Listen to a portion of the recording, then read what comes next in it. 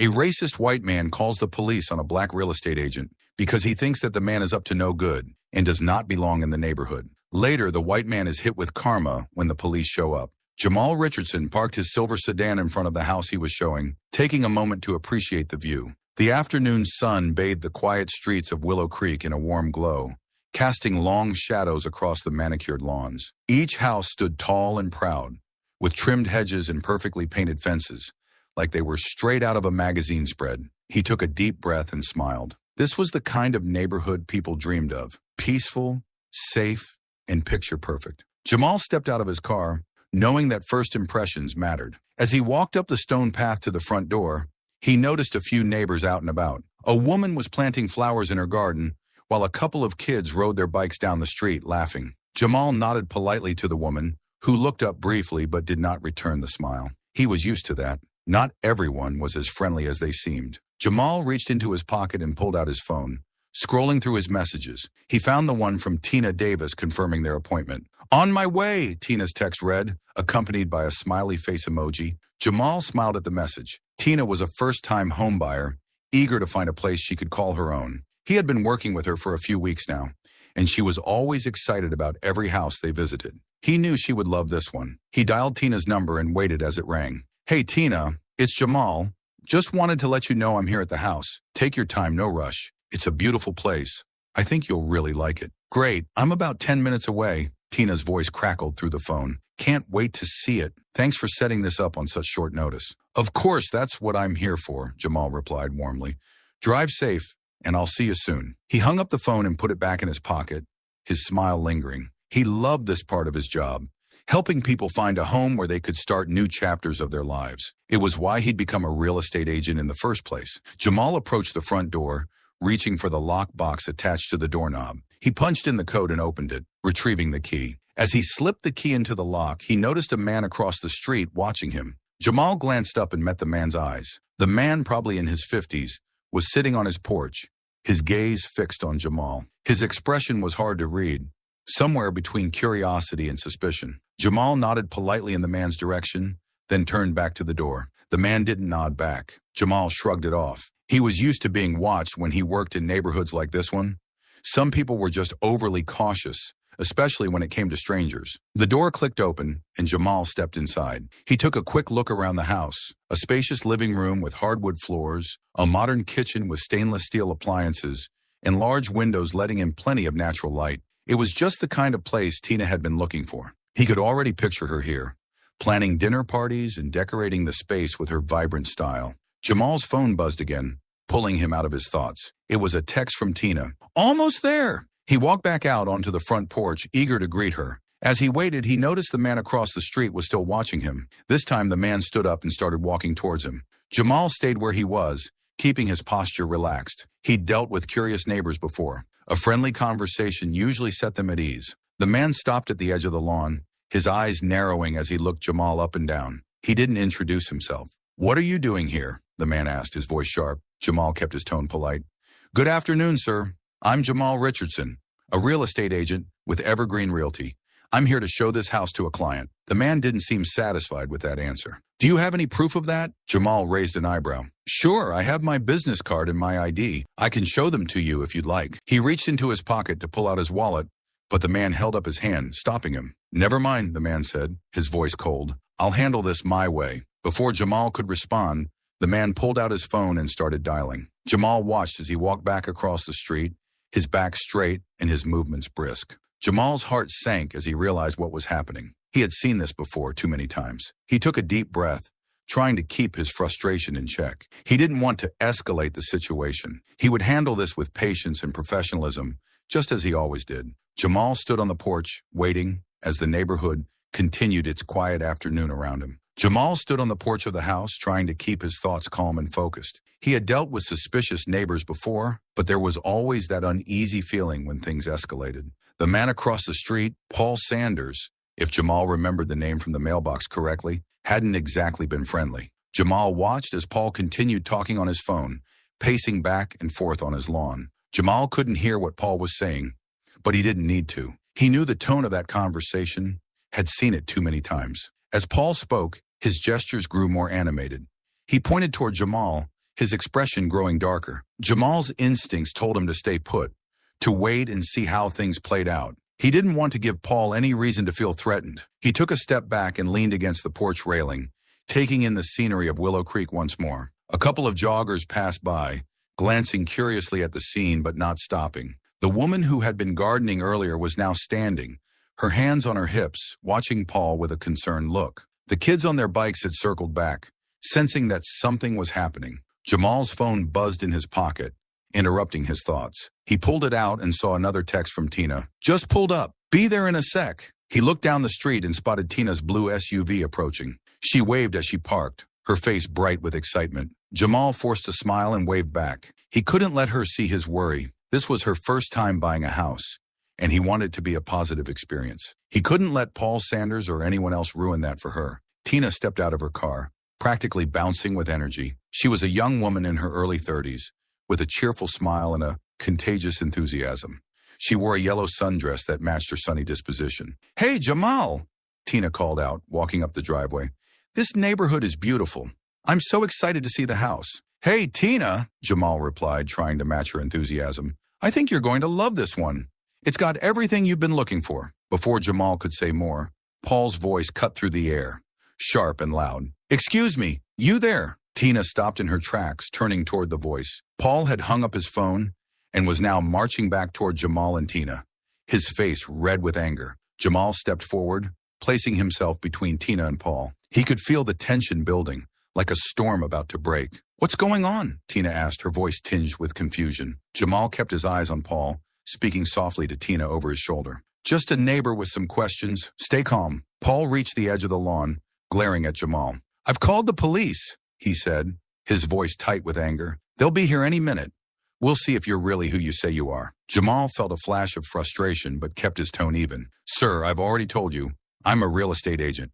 I'm showing this house to my client, Tina. There's no need to involve the police." Paul shook his head. "I don't know you. I don't know her," he said, nodding toward Tina. "I know the people who live in this neighborhood, and you don't belong here." Jamal opened his mouth to respond, but Tina spoke first, her voice firm. "I'm a potential buyer," she said. "Jamal is my real estate agent. There's no need for all this drama." Paul turned his glare on Tina, his eyes narrowing. "I'm just looking out for the neighborhood," he said. "We don't need strangers coming in here causing trouble." "Trouble?" Jamal asked, keeping his voice steady. "We're not causing any trouble. We're just here to look at a house." Paul's eyes flashed. "I've seen the news," he snapped. "I know what's been happening in other neighborhoods. People like you pretending to be something you're not, scoping out houses to rob them later. I'm not going to let that happen here." Jamal took a deep breath, fighting back the urge to argue. "I'm not here to cause any trouble, Paul," he said, using the man's name to try to create some sense of familiarity. "I'm here to do my job, just like anyone else." Paul crossed his arms over his chest, unmoved. "We'll see about that," he said. "The police will sort this out." Jamal glanced at Tina, who was frowning now, her excitement replaced with concern. He felt a pang of guilt. This wasn't how he wanted her to feel about her future home. He turned back to Paul, his voice calm but firm. "I'm happy to wait for the police, but there's no need for this hostility. I'm a professional, just like you were in your career. I'm sure we can handle this like reasonable adults." Paul snorted, clearly unimpressed. "We'll see," he repeated, turning on his heel and heading back to his porch. As Paul walked away, Jamal took a deep breath, trying to ease the tightness in his chest. He hated these moments, the way they made him feel like he was on trial just for doing his job. He looked at Tina, who was watching Paul with a troubled expression. "I'm sorry about this," Jamal said softly. "This doesn't usually happen." Tina shook her head, her eyes still on Paul. "It's not your fault," she said. "Some people just can't see past their own fears. It's sad, really." Jamal nodded, appreciating her understanding. "Let's just wait here for a few minutes. Once the police arrive, I'll explain everything, and we can get back to the showing." Tina gave him a small, supportive smile. "Okay, Jamal, I trust you." Jamal felt a little of the tension leave his shoulders. Tina's trust meant a lot. As they waited, he kept his eyes on the street, watching for the police car that he knew would be coming soon. He had been through this before, and he knew he would get through it again. Still, the weight of the moment pressed down on him, a reminder of the barriers that still existed, even in neighborhoods as seemingly perfect as Willow Creek. He just hoped that once this was all over, Tina would still want to see the house. Jamal stood with Tina on the porch, trying to project a sense of calm. Inside, his thoughts were racing. He knew the police would arrive soon, and he needed to handle the situation carefully. He had dealt with these misunderstandings before, but they never got easier. He glanced at Tina, who was looking down the street, clearly anxious. "Jamal, I'm sorry you have to deal with this," Tina said quietly. "It's not right." Jamal gave her a small smile, grateful for her concern. "Thanks, Tina. I've dealt with worse. Let's just stay calm and let the police do their job. Once they see my credentials, this will all be over." Tina nodded, though her frown didn't disappear.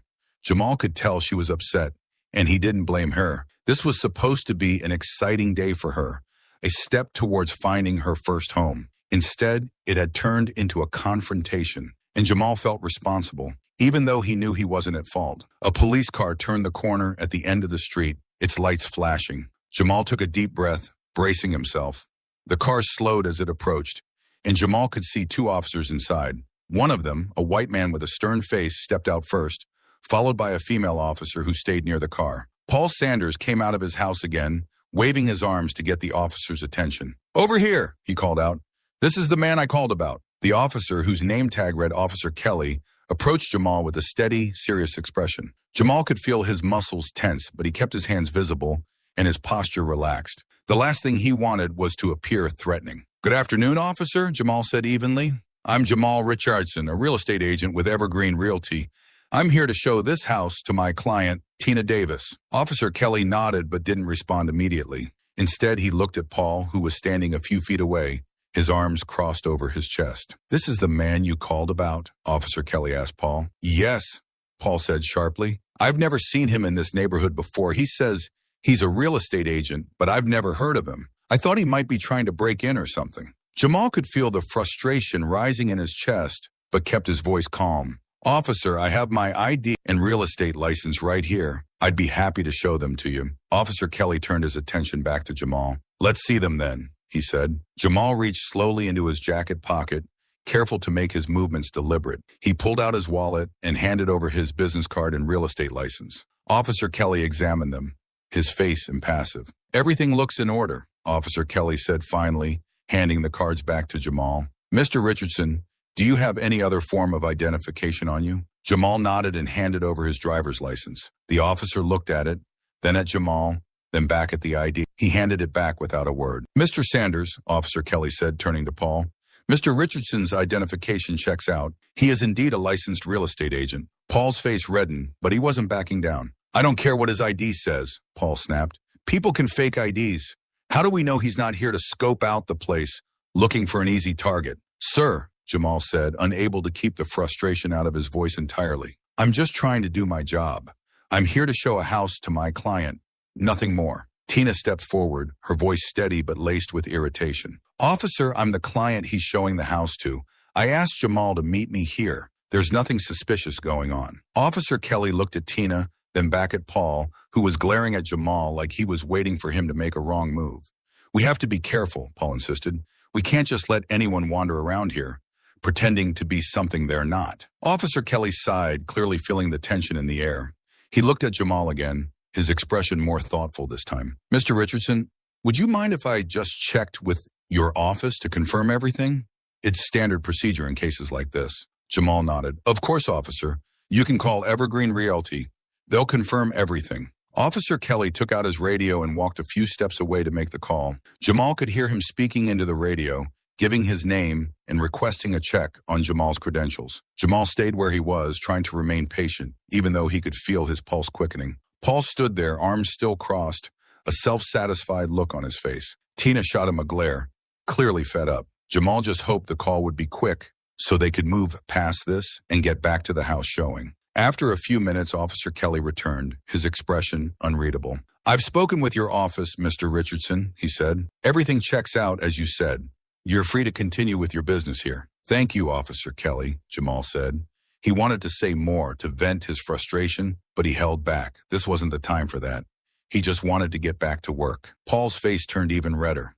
He opened his mouth to argue, but Officer Kelly held up a hand. "Sir, I understand your concerns, but there's no evidence of any wrongdoing here. Mr. Richardson is just doing his job." Paul looked like he wanted to keep arguing, but after a moment he just shook his head and stormed back toward his house. "This isn't over," he muttered under his breath as he walked away. Officer Kelly turned back to Jamal and Tina, his tone softening. I apologize for the inconvenience, Mr. Richardson, Ms. Davis. Just trying to keep the peace, you know. Jamal nodded, managing a polite smile. I understand, officer. Thanks for your professionalism. Officer Kelly gave a curt nod, then headed back to his patrol car, his partner following. The police car pulled away, its lights flashing briefly before turning off. The street fell quiet again, the only sound the rustling of leaves in the breeze. Jamal turned to Tina, his shoulders sagging slightly. I'm sorry you had to see that, he said. It's not usually like this. Tina shook her head. You don't have to apologize, Jamal. You handled it well. I just wish people didn't jump to conclusions so quickly. Jamal nodded, his smile a little more genuine this time. Me too. Let's go see the house, shall we?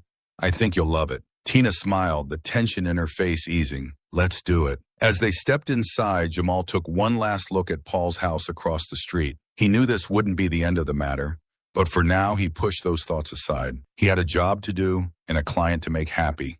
That was what mattered. Jamal and Tina entered the house, and for a moment the tension outside seemed to melt away. Jamal turned on the lights in the living room, illuminating the open space and highlighting the hardwood floors. The modern kitchen gleamed under the overhead lights, and large windows allowed natural light to pour in, creating a warm, inviting atmosphere. Tina walked around, her earlier excitement starting to return. This place is gorgeous, Jamal, she said, running her hand along the granite countertops in the kitchen. I love the layout, and the light in here is amazing. I can already picture myself hosting dinner parties. Jamal smiled, glad to see her enthusiasm coming back. I knew you'd like it, he said. It's got everything you've been looking for, and the backyard is perfect for entertaining. Why don't we take a look? They moved toward the sliding glass doors that led to the backyard. Jamal slid the door open and they stepped out onto the patio. The backyard was spacious, with a neatly trimmed lawn and a small garden area. There was even a gazebo tucked into the corner, ideal for relaxing on warm evenings. Tina's eyes sparkled as she looked around. This is exactly what I want, she said softly. A place where I can have friends over, maybe start a garden. It's perfect. Jamal was about to respond when he heard footsteps approaching from the side of the house. He turned and saw Paul Sanders standing on the other side of the fence, glaring at them. Jamal's heart sank. He had hoped the earlier confrontation would have been enough for Paul, but it was clear he wasn't done. Before Jamal could say anything, Paul called out, his voice loud and harsh. You're still here. I thought the police would have taken care of this by now. Jamal felt his frustration bubbling up again, but kept his voice calm. Paul, the police confirmed everything is in order. I'm here to show the house to my client, Tina. There's no problem. Paul ignored Jamal and addressed Tina instead. You should be careful who you trust, he said. You never know who's pretending to be something they're not. Just because he says he's a real estate agent doesn't mean you should believe him. Tina frowned, crossing her arms. I know who Jamal is, she replied firmly. I hired him. He's my agent, and I trust him. You need to stop this, Mr. Sanders. You're making a scene. Paul's face turned an even deeper shade of red. I'm not making a scene. I'm looking out for this neighborhood, for the people who actually live here and care about it. I don't want strangers coming in and causing trouble. Jamal took a step forward, trying to de-escalate the situation. Paul, we're not here to cause any trouble. We're just doing our jobs. I understand you want to protect your community, but this isn't the way to do it. Paul scoffed, waving Jamal off. You don't understand anything about this community. You don't belong here. Jamal felt a familiar sting at Paul's words, but tried not to show it. He had heard this kind of talk before, veiled behind words like community and protection. It was always the same message, that he didn't belong, that people like him didn't belong, but he wouldn't let Paul's words get to him. Tina, however, wasn't backing down. She stepped closer to Jamal, her voice firm. Mr. Sanders, I'm buying this house because I want to live in a neighborhood that's welcoming and friendly. You're not showing me that right now.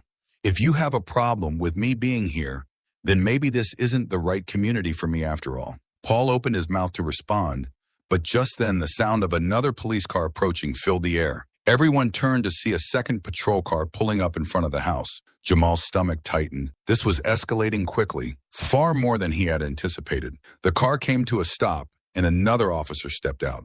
A tall, African-American man with a calm demeanor. His name tag read Officer Daniels. He looked from Jamal to Paul to Tina, taking in the scene before him. Good afternoon, folks, Officer Daniels said evenly. We got a call about a disturbance. What's going on here? Paul immediately launched into his complaint. This man claims to be a real estate agent, but I've never seen him before. I'm just trying to protect our neighborhood from strangers who don't belong. Officer Daniels looked at Jamal, his expression neutral. Sir, do you have your credentials with you? Jamal nodded and handed over his ID and business card again. I already spoke with Officer Kelly and he confirmed everything with my office, Jamal said. I'm here to show this house to my client, Tina Davis. We're not causing any trouble. Officer Daniels took the ID, glanced at it, then returned it to Jamal. I appreciate your cooperation, Mr. Richardson, he said. He turned to Paul. Sir, I've checked Mr. Richardson's credentials and they're legitimate. There's no need for further action. Paul looked furious. This is ridiculous. You're just going to take his word for it? What if he's lying? Officer Daniels' voice remained calm but firm. Mr. Sanders, I've verified his credentials, and there's no indication of any wrongdoing. I suggest we all go about our business and let Mr. Richardson continue with his work. Paul glared at Officer Daniels, then at Jamal, before finally storming off, muttering under his breath. Jamal watched him go, a mix of relief and frustration washing over him. He had hoped for a peaceful resolution, but it seemed like Paul wasn't going to let things go so easily. Officer Daniels turned to Jamal and Tina, his expression softening. I'm sorry you had to deal with this, Mr. Richardson, Ms. Davis. Some people can be a little overzealous about their neighborhood security. Tina nodded, her voice calm. Thank you, Officer Daniels. We just want to look at the house in peace. Officer Daniels nodded. I understand. If there's anything else, don't hesitate to call us. He gave them a reassuring smile before heading back to his patrol car. As the police car drove away, the street fell quiet again. Jamal looked at Tina, who was still frowning slightly. Let's go inside and finish the tour, Jamal suggested gently. We'll make sure you get a good look at everything. Tina nodded, though her earlier excitement had faded. They walked back inside, Jamal closing the sliding door behind them. He led Tina through the rest of the house, pointing out the features and answering her questions, but he could feel the tension lingering in the air. Jamal knew this wasn't over. Paul's words and actions had stirred something up, not just in the neighborhood, but in Jamal himself. He tried to shake off the feeling, focusing on Tina's questions and the details of the house, but the weight of what had happened stayed with him. As they finished the tour, Tina turned to Jamal, her eyes serious. I love the house, Jamal, she said, but after what just happened, I'm not sure I want to live in a place where people think like that. Jamal nodded, understanding her concern. I get it, Tina, and I'm sorry you had to deal with that today. It's not fair, and it's not right. Tina sighed. I just want to find a place where I feel welcome, where I don't have to worry about my neighbors calling the police on me because they don't like the way I look. Jamal reached out and squeezed her shoulder. We'll find that pace, Tina.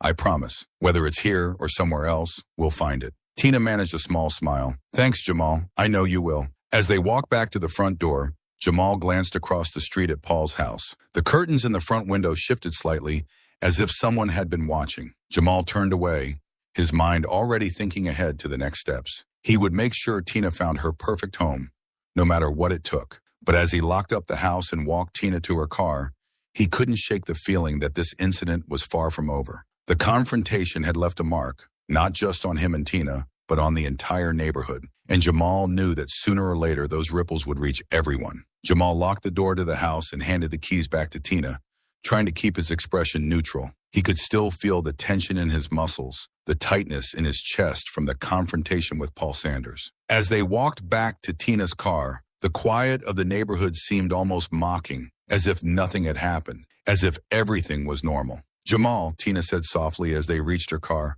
I'm really sorry about all this. I can't believe that man had the nerve to act like that. This was supposed to be a good day. Jamal smiled at her, though it didn't quite reach his eyes. It's not your fault, Tina. You didn't do anything wrong. Unfortunately, this kind of thing happens sometimes. I just hope it doesn't make you rethink looking for a house. You deserve to find the perfect home, just like anyone else. Tina looked down at the keys in her hand, her brows furrowed. It's not that I don't want to keep looking. I do. I don't want to have to deal with neighbors who are going to judge me before they even know me. Jamal nodded, understanding her hesitation. I get that. But remember, one person doesn't speak for everyone. There are plenty of people out there who are welcoming and open-minded. Don't let one bad apple spoil the whole bunch. Tina gave him a small, grateful smile. Thanks, Jamal. I appreciate that. And thank you for handling everything so professionally today. I don't know what I would have done if I were in your shoes. It's part of the job, Jamal said with a shrug, trying to downplay the frustration he still felt. Let's keep in touch, okay? We'll find you the right place. Tina nodded and climbed into her car. As she drove away, Jamal watched her go, his smile fading. He turned back toward his own car, only to see Paul Sanders standing at the edge of his lawn again, watching him. The two locked eyes for a moment, and Jamal could see the anger still simmering in Paul's expression. Jamal ignored him and started walking back to his car. He didn't get far before Paul called out to him. "Hey, this isn't over. I'm going to make sure everyone in this neighborhood knows what kind of person you really are." Jamal stopped, turned slowly to face Paul. He kept his voice calm, his tone measured. "And what kind of person is that, Paul? A real estate agent doing his job?" Paul scoffed, taking a step closer. "I don't know what you're up to, but I don't trust you. People like you don't just come into places like this without a reason." Jamal felt a flash of anger but pushed it down. "Paul, I'm not here to cause trouble. I'm here to help people find homes. That's it. Why can't you understand that?" "Because it's not true," Paul snapped. "I've seen the news. I know what's happening in other places. People pretending to be agents, casing houses, robbing people blind. I'm not going to let that happen here." Jamal's patience was wearing thin. He stepped forward, keeping his eyes locked on Paul's. "I'm not pretending, Paul. I'm a licensed, legitimate real estate agent. The police confirmed it. What more do you need?" Paul's face flushed with anger. "I need you to leave this neighborhood alone. We don't want your kind here." Jamal's jaw tightened. "My kind? What exactly do you mean by that?" Paul hesitated, his eyes narrowing. "You know what I mean. People who don't belong. People who bring trouble." Jamal took a deep breath, feeling the sting of Paul's words. He knew arguing wouldn't change Paul's mind, wouldn't erase the ignorance and prejudice that had taken root in his heart. But he couldn't just walk away without saying something. "Paul, people like me, hardworking, honest people, belong wherever they want to be. This neighborhood isn't just for you. It's for anyone who wants to live here and be a part of the community. I'm not going to let your fear and anger push me out." Before Paul could respond, the sound of a camera shutter clicking broke the tension. Jamal and Paul both turned to see a young woman standing on the sidewalk, a camera in hand. She had a notepad tucked under her arm and wore a press badge around her neck. Jamal recognized her from the local news station. "Excuse me," she said, stepping closer. "I couldn't help but overhear. I'm a reporter with the Willow Creek Gazette. Do you mind if I ask you a few questions?" Paul looked like he had swallowed something sour. "What are you doing here?" The reporter smiled politely. "I was covering a community event a few blocks away when I got a tip about a disturbance involving the police. Can either of you tell me what happened?" Jamal glanced at Paul, whose face had gone pale. He turned back to the reporter. "There was a misunderstanding. I'm a real estate agent showing a house to a client. A neighbor called the police, thinking I didn't belong here. The police confirmed my credentials and everything is fine." The reporter's eyes flicked to Paul. "And you're the neighbor who made the call?" Paul's mouth opened and closed, but no sound came out. Jamal could see the fear and embarrassment in his eyes, the realization that his actions might become public knowledge. Paul stammered, "I was just looking out for the neighborhood. We have to be careful, with all the things you hear on the news." The reporter nodded, taking notes. "I understand, but it seems like the situation was handled peacefully. Is there anything else either of you would like to add?" Jamal shook his head. "No, that's all.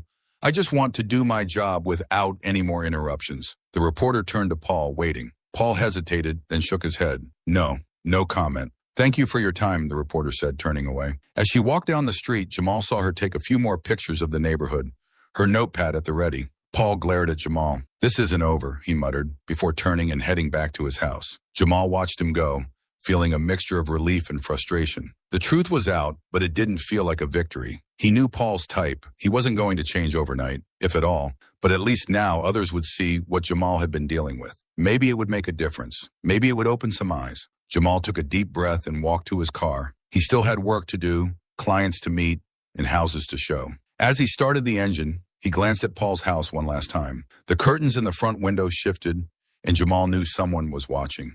He drove away, the sun dipping lower in the sky, casting long shadows over Willow Creek. The neighborhood looked peaceful again, but Jamal knew that peace was fragile. He would keep doing his job, keep showing up, because that was the best way to push back against the fear and ignorance. He had to believe that one day things would be different. For now, he would take each step forward, one at a time. The next morning, Jamal sat at his kitchen table, sipping his coffee and scrolling through his phone. His inbox was flooded with emails, mostly from clients, but a few caught his eye. Messages from friends and colleagues who had seen the news. Jamal tapped on one from a fellow real estate agent, a short note of support. "Hey, Jamal, just saw what happened in Willow Creek. Hang in there, man. People like Paul are a dying breed, but it's still hard to deal with. If you need anything, let me know. Dave." Jamal sighed, setting his phone down. He knew the incident would attract attention, but he hadn't expected it to spread so quickly. The story was already circulating online, and the comments section was buzzing with opinions, some supportive, others not. The reporter from the Willow Creek Gazette had been thorough, capturing the essence of the confrontation and the underlying issues of racial profiling. Her article didn't shy away from calling out Paul Sanders for his behavior, but it also raised broader questions about inclusivity and the challenges faced by Black professionals in predominantly white spaces. Jamal's phone buzzed, interrupting his thoughts. It was a text from Mrs. Carter, one of the longtime residents of Willow Creek. They had met a few times at community events, and she had always been friendly. Jamal, I read about what happened yesterday. I'm so sorry you had to go through that. If there's anything I can do, please let me know. This isn't how we want our neighborhood to be. Mrs. Carter. Jamal smiled at the message, grateful for the support. He quickly typed a response, thanking her for reaching out. As he put his phone down, his mind wandered to Tina. He hoped she hadn't been too discouraged by the events of the day before. He made a mental note to call her later and check in. A few hours later, Jamal found himself back in Willow Creek, driving past the house he had shown Tina. He noticed a small group of neighbors gathered on the sidewalk, talking animatedly. Jamal parked his car a few houses down and got out, walking toward them. As he approached, he recognized a few familiar faces from previous interactions, Mrs. Carter among them. Jamal! Mrs. Carter called out, waving him over. I'm glad you're here. We were just talking about what happened yesterday. Jamal joined the group, feeling a mixture of relief and apprehension. Mrs. Carter introduced him to the others, a mix of middle-aged men and women who lived on the block. Some nodded at Jamal with friendly smiles, while others looked more reserved. I just wanted to say, Mrs. Carter continued, that what Paul did was completely out of line. This neighborhood should be welcoming to everyone, no matter who they are. We can't have people like him making assumptions and causing trouble. A man standing next to Mrs. Carter, a graying gentleman named Mr. Henderson, spoke up. She's right. Paul's been here a long time, but that doesn't give him the right to harass people. This isn't the first time he's made someone feel unwelcome. It's just the first time it's gotten this much attention. Jamal nodded, appreciating their support. Thank you. I just want to do my job without any issues. My client, Tina, she was really excited about the house, but now she's not sure if she wants to live here. Another neighbor, a woman named Linda, spoke up. That's a shame. We don't want people to feel that way. I think we need to address this as a community. Maybe hold a meeting to talk about what happened and figure out how to prevent it in the future. Jamal felt a flicker of hope. A meeting could be a good start. It's important for people to hear different perspectives and understand that not everyone has the same experiences. Mrs. Carter nodded vigorously. I agree. We need to show that Willow Creek is better than this. I'll talk to the Homeowners Association and see if we can organize something soon. Jamal thanked them again for their support, feeling a sense of solidarity. As he walked back to his car, he noticed more neighbors stepping out of their homes, watching the small gathering with curiosity. He hoped that the interest would translate into action, that the incident would be a catalyst for change, not just another story that faded away. That evening, Jamal received a call from Tina. He answered, bracing himself for what she might say. Hey, Jamal. Tina's voice came through the line, sounding tired. I've been thinking a lot about what happened yesterday. Jamal's heart sank slightly. I know, Tina, I'm really sorry about all of it. I just want you to know that there are people in Willow Creek who want to make things right. Some of the neighbors are already talking about holding a community meeting to address what happened. Tina was quiet for a moment before she spoke. I saw the article in the Gazette. I've been reading some of the comments online too. It's encouraging to see people standing up for what's right, but it's also hard to ignore the negativity. I just don't want to move into a place where I have to constantly look over my shoulder. Jamal understood her hesitation. I get it, Tina. You deserve to feel safe and welcome in your own home. If Willow Creek doesn't feel like the right fit anymore, I'll keep looking until we find a place that does. But I want you to know that change is possible. Sometimes it starts with moments like this, even if they're uncomfortable. Tina sighed. I know. I guess I'm just trying to figure out what's best for me. I don't want to let fear dictate my decisions, but I also don't want to ignore reality. Take your time, Jamal said gently. You don't have to make any decisions right now. I'm here to help, no matter what you decide. Thanks, Jamal, Tina said. I appreciate that. I'll think about it and let you know. They said their goodbyes and Jamal hung up, feeling a mix of hope and uncertainty. He believed in the potential for change, but he also knew that real progress took time. He just hoped that Tina would find a place where she felt at home, whether it was in Willow Creek or somewhere else. A few days later, the Willow Creek Homeowners Association organized a meeting to discuss the incident. Jamal was invited to attend, along with several residents who had voiced their concerns. The meeting was held at the community center, a modest building near the park. As Jamal walked into the meeting room, he saw a diverse group of neighbors gathered, some of whom he recognized, others he didn't. There was a palpable tension in the air, a sense of anticipation. Mrs. Carter greeted him warmly and directed him to a seat near the front. The president of the Homeowners Association, a tall woman named Barbara, called the meeting to order. "Thank you all for coming," she began. "We're here today to discuss a serious issue that occurred in our neighborhood. I'm sure most of you are aware of the incident involving Mr. Richardson, a real estate agent, and one of our residents, Mr. Sanders." Barbara continued, outlining the events and the media attention that followed. She emphasized the need for the community to address the issue openly and honestly. "We want Willow Creek to be a place where everyone feels welcome and safe," and she said. "This incident has shown us that we have work to do." Mrs. Carter raised her hand and spoke up. "I think we need to acknowledge that this isn't just about one incident. It's about the attitudes and biases that some of us may hold, even unconsciously. We should consider diversity training and inclusivity workshops to help us understand each other better." Jamal listened as more residents shared their thoughts. Some voiced support for diversity initiatives, while others were more hesitant, concerned about the neighborhood's reputation and property values. The discussions were heated at times, but overall, there was a willingness to listen and learn. Paul Sanders sat at the back of the room, silent and sullen. Jamal watched him, wondering what he was thinking. Would he admit his mistake, or would he continue to cling to his prejudices? The meeting continued, with more residents speaking up, sharing their perspectives and ideas for improvement. As the meeting drew to a close, Barbara turned to Jamal. "Mr. Richardson, would you like to say a few words?" Jamal stood, feeling the weight of the room's attention on him. He took a deep breath before speaking. "Thank you, Barbara, and thank you all for being here. I know this isn't an easy conversation, but it's an important one. I've worked in real estate for a long time, and I've seen how important it is for people to feel welcome in their communities. What happened the other day was difficult, but I believe it can be a catalyst for change." He paused, looking around the room. "We all want the same things: safety, security, a sense of belonging. But those things shouldn't come at the expense of others. We have to find a way to build a community where everyone feels they belong, regardless of their background or appearance. It starts with conversations like this and a willingness to look at ourselves honestly." Jamal nodded toward Mrs. Carter. "I support the idea of diversity training and inclusivity workshops. I think it's a step in the right direction. I'm willing to help in any way I can because I believe Willow Creek can be the kind of place where everyone feels at home." The room was quiet for a moment before a few people started to clap. The applause spread, and soon the entire room was clapping. Jamal felt a sense of relief mixed with cautious optimism. He knew that change wouldn't happen overnight, but this was a start. As the meeting ended, people approached Jamal to shake his hand and offer their support. Mrs. Carter gave him a warm hug, and Barbara thanked him for his words. Even Mr. Henderson, who had been quiet throughout most of the meeting, came over to nod his approval. Jamal left the community center feeling lighter than he had in days.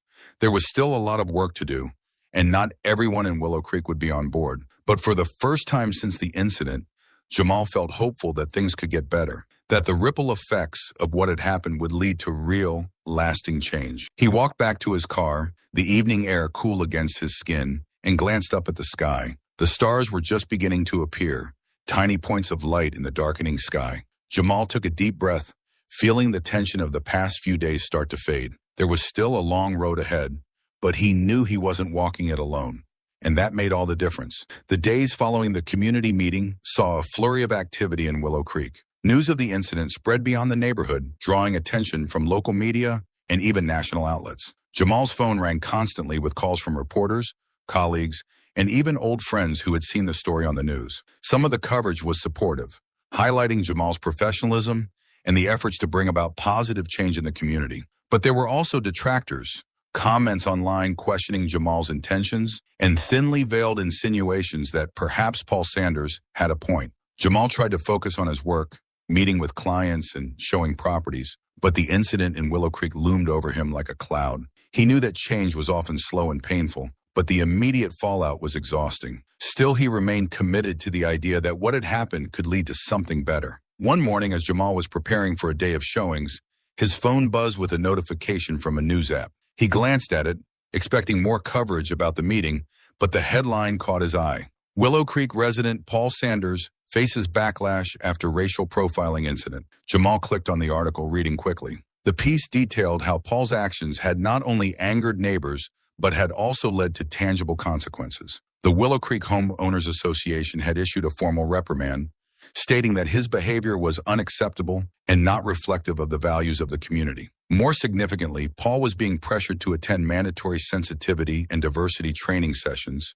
a move supported by the majority of the neighborhood. The article also mentioned that Paul's employer, a local financial consulting firm, had taken notice of the incident. In a statement, the company emphasized their commitment to diversity and inclusion, distancing themselves from Paul's actions. Paul's part-time consulting job offer had been rescinded, citing the negative publicity as the reason. Jamal felt a mix of emotions reading the article. He didn't take pleasure in Paul's downfall, but there was a sense of justice in knowing that Paul's actions had real consequences. It wasn't about revenge.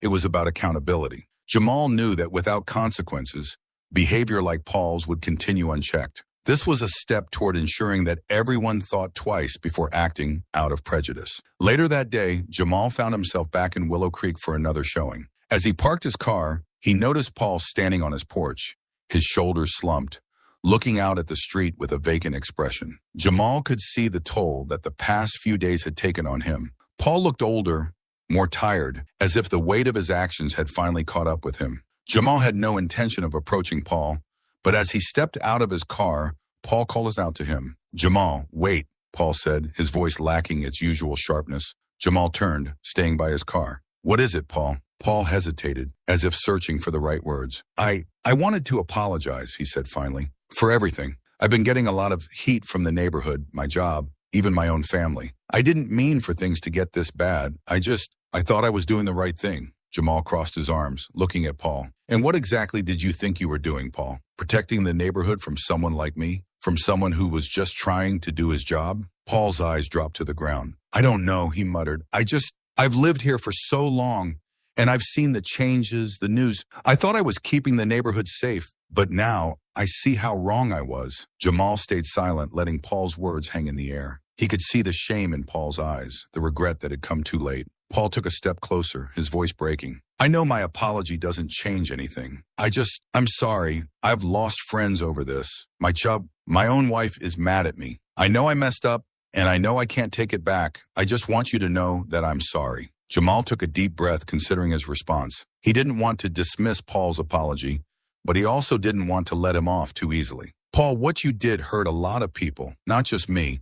Your actions showed a lack of trust, a lack of respect. Saying you're sorry is a start, but it's not enough. You need to do better. We all do.